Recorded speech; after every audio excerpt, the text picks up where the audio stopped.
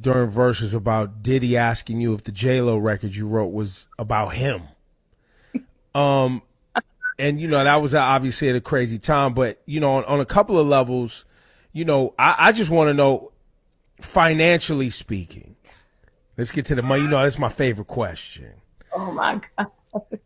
That J-Lo record really brought in some checks, huh? That was a really nice thing to be a part of.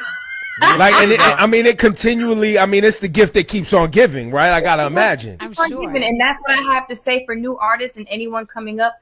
Please write as much as you can, get as much percent of the record as you can, because when you have a classic, timeless hit record, it is the gift that continues to give forever. When you're dead, it's for your kids after that. You know what I mean? So it is so important. And work on ownership. I own my masters now. You know what I mean? So it's so important to write and be a part of it. Even if people are like, if y'all are writing 2 sentences, get a percent. You know what I'm saying? Right.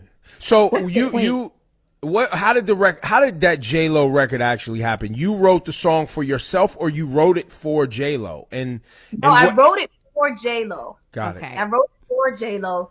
I think it was Tommy Mottola had reached out to Irv, and they needed a remix for the original record.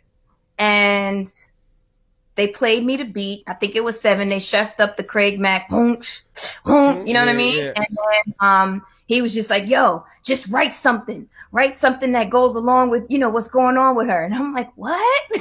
And I heard the beat, and I listened to the original song, and I flipped it just, and added a little bit of flavor. And I wrote it. I wrote 2 verses.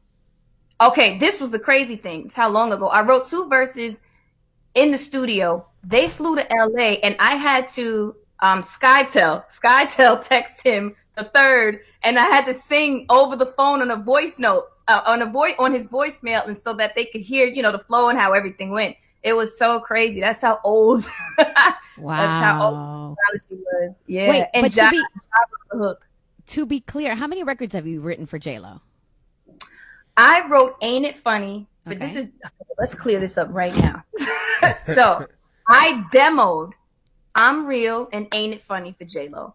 Okay. They left my vocals on both of the records. Now, those things aren't uncommon, because, people want different textures and, backgrounds, they want leave these backgrounds. Yeah, you know what I mean? They just want to make it, extra saucy. So the I'm Real record, I was mad because I wanted that record. You know what I mean? I told Herb, I was like, I want to do the song from Friday. You know what I mean? So I wanted that record. So that was the demo.